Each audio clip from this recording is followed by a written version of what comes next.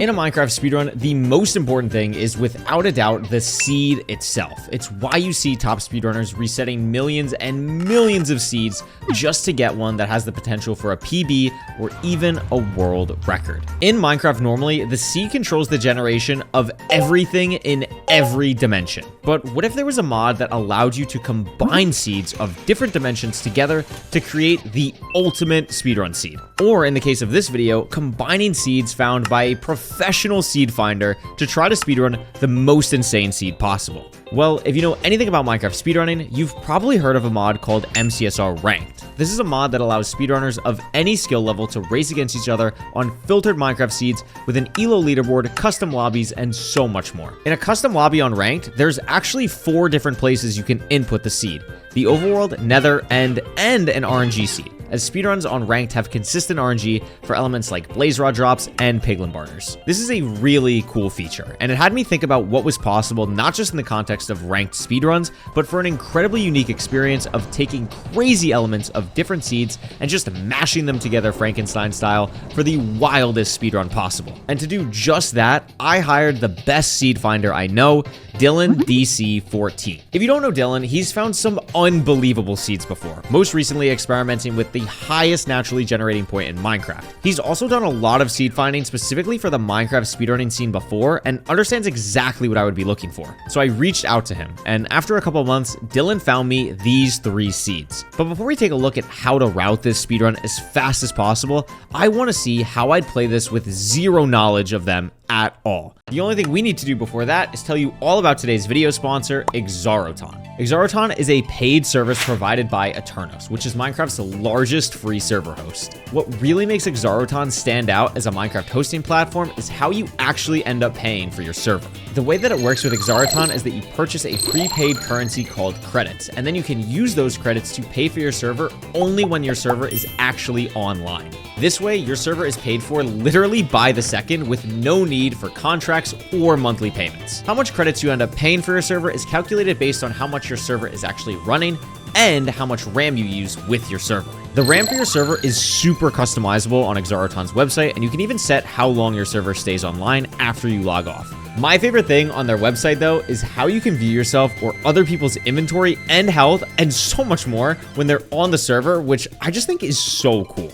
And with my partnership with Exaroton, if you use the link in the description or on screen right now, or the QR code also on screen right now, new users will get 10 credits for free. That's enough to run a 2 GB server completely free for 5 whole hours. And there's no credit card or other payment method required with this, so new users can truly get the experience with Exaroton completely free. Thank you so much to Exaroton for sponsoring this video, and I really hope you give them a try. Now, let's head back and try our first attempt at a combined seed speedrun. So here we are in a ranked private lobby by myself, and I'm going to be trying this out with 3 seeds I've never seen before. And if you wanted to try this yourself, all you'd have to do is go to the options, and you could put in the seed for the Overworld, the Nether at the end, and I'll put this in the description down below.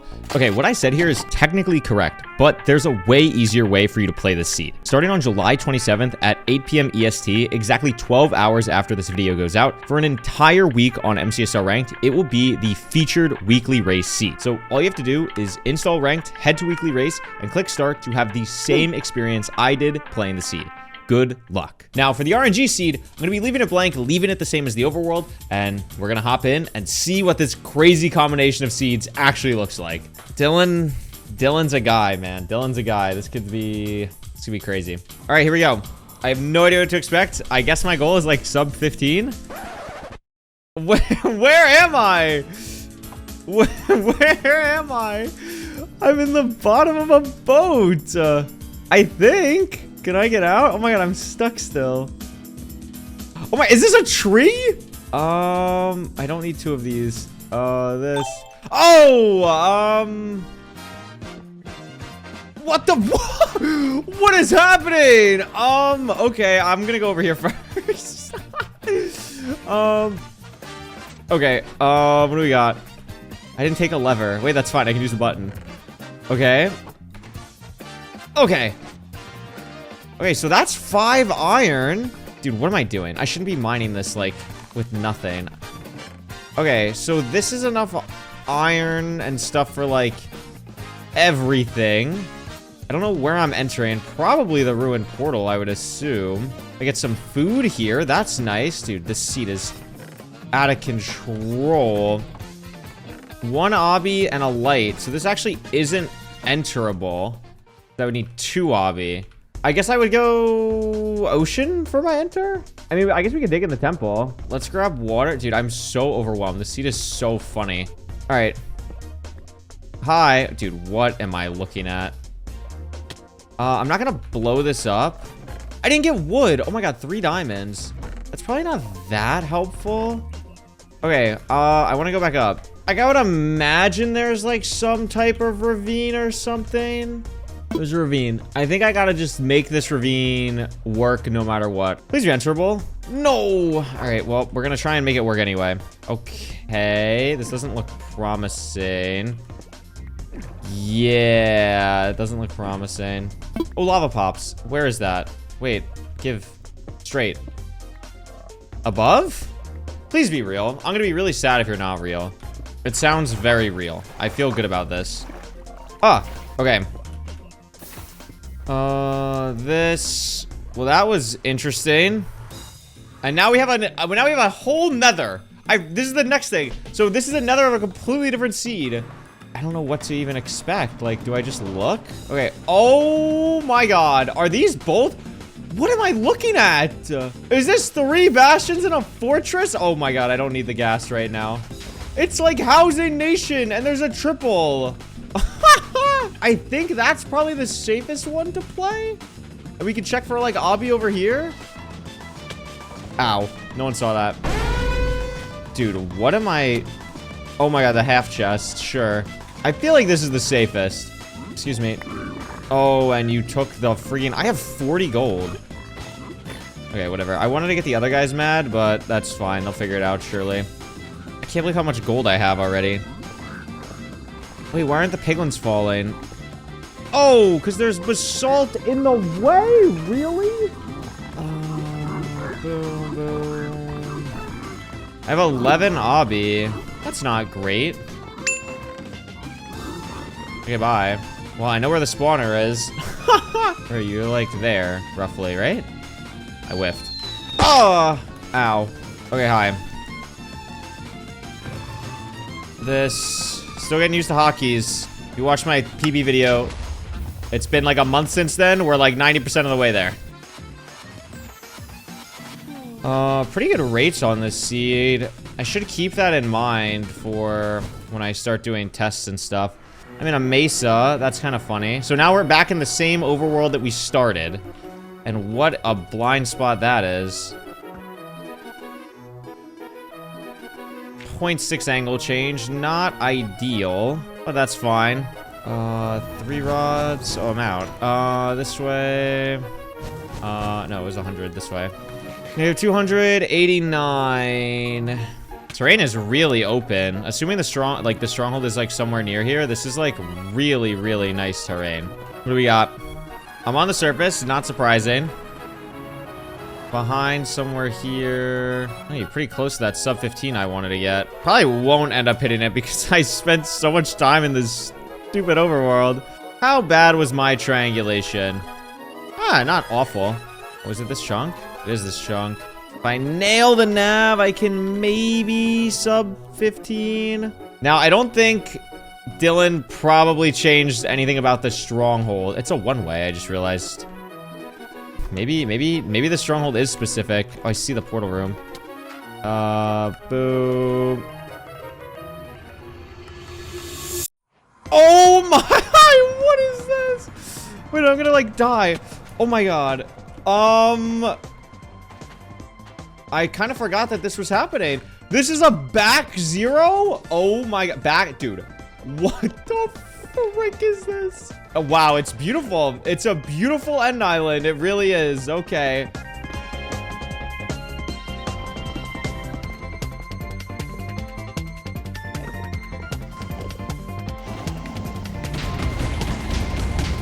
Oh my god. Oh, that was scary. Okay. This is an insane end island. How do you even find that? How do you even find... And there's a lava pool right here. Okay, well, that's going to make the routing way easier. Guys, listen, it blended in with the orange. It blended in with the orange of the wow, I don't even know what time I could get on this. Maybe like a sub 7. Like, I think I could get it. I don't know. The end fight's gonna be hard, but I don't know. We're gonna do some routing now. Let's see what we can do.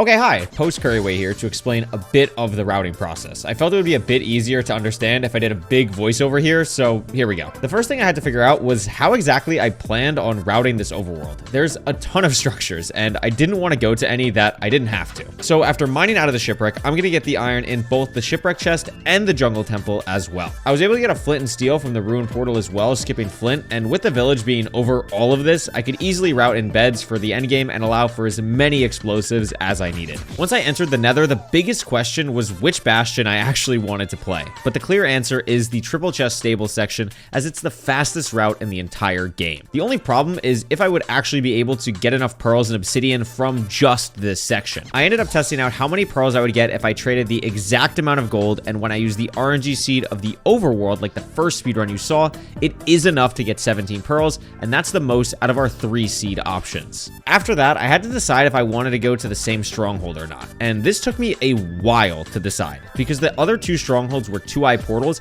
meaning I could leave with 1 less blaze rod. But after a lot of thought, I still decided to go to the same stronghold because it just was the closest to everything. And the lack of pearls just didn't justify going so far. Plus, we only had to kill 1 more blaze for the 6th rod, which isn't bad at all. I spent the rest of my time figuring out how exactly I was going to deal with this end, but after a bit of testing, I knew it would be possible to zero cycle, even if it was going to end up being very awkward. After about 30 attempts of dying, messing up hotkeys, and really struggling with this overworld, I finally got a run I was happy with. Okay, this is the winning, I guess you could say, attempt of our combined triple set seed. That is absolutely crazy. Shout out again to Dylan for getting these seeds. It is super cool. What we're doing, obviously we spawn in the same shipwreck location, but we're going to be grabbing 1 log this time and then mining out with the 2 planks. And what that's going to allow me to do is make a crafting table and a set of sticks. I only need 4 instead of the normal 8 you might see in a normal speedrun, because we actually just don't need a shovel for this entire run. Not for flint, not for dirt, not for anything. So what we're going to do is we're going to take the loot from the shipwreck, and then we're going to craft the iron nuggets into iron ingots, and then that allows me to make an iron axe and an iron pickaxe. So I don't need to worry about a shovel at all.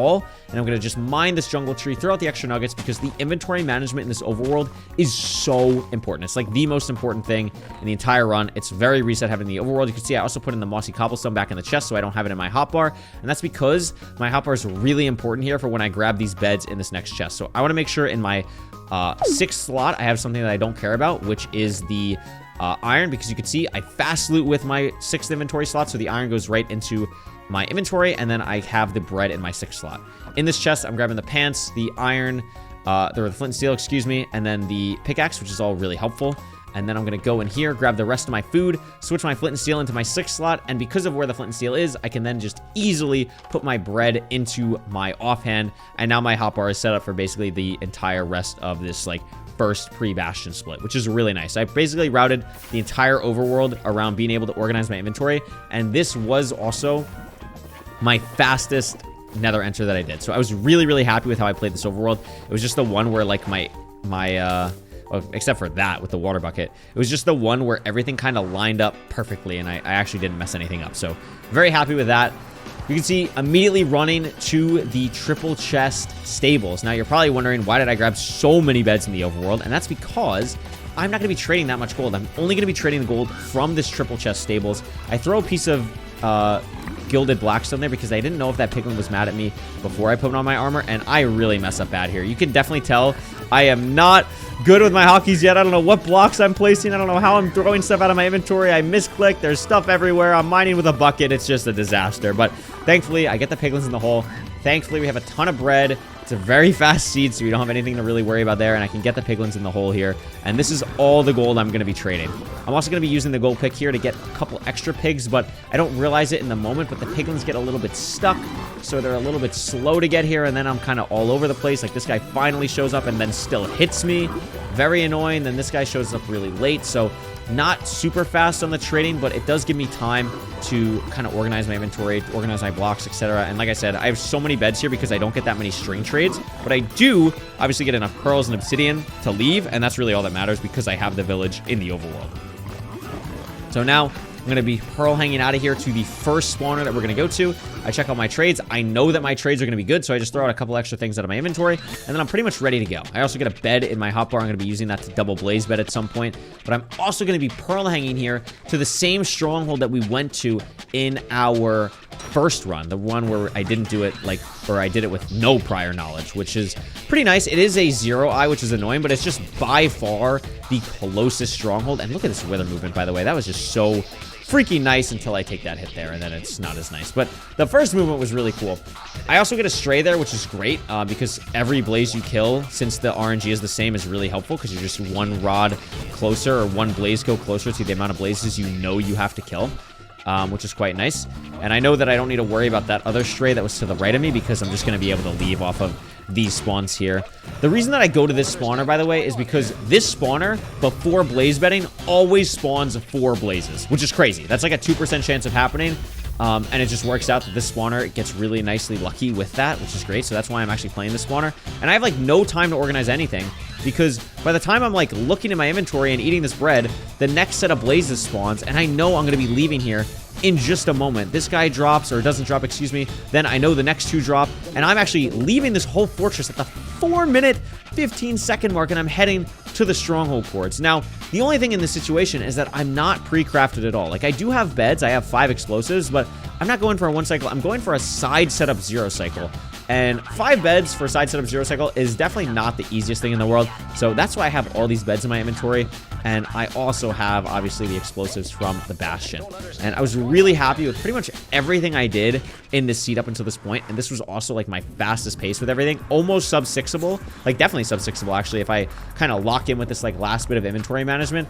But this is where I struggle a little bit. But it's also because of the seed, right? Because normally, if this was, like, a traditional, like, just normal no reset run, I would just enter the end right now. But I'm so unsure about this end because of how crazy it is on this seed that I want to organize my hotbar as well. And I've been getting to the point in speedruns where I don't need to organize my hotbar, but because of the situation of this end island, I definitely need to organize it because I need to be like really locked in on these pearl throws and make sure that I'm doing exactly what I need to be doing, especially because I don't have that many blocks as well. So we're pearling over here. We get to the fountain, which is just crazy. Then we get there with our last pearl. I have everything organized, and we are able to make it to the 90 setup. I probably could have even made 94 here, but I did not want to push it on my pearl. So thank you so much for watching. I hope you enjoyed this crazy route, and I hope you try it yourself with the seeds in the description. Enjoy the rest of this 0 cycle.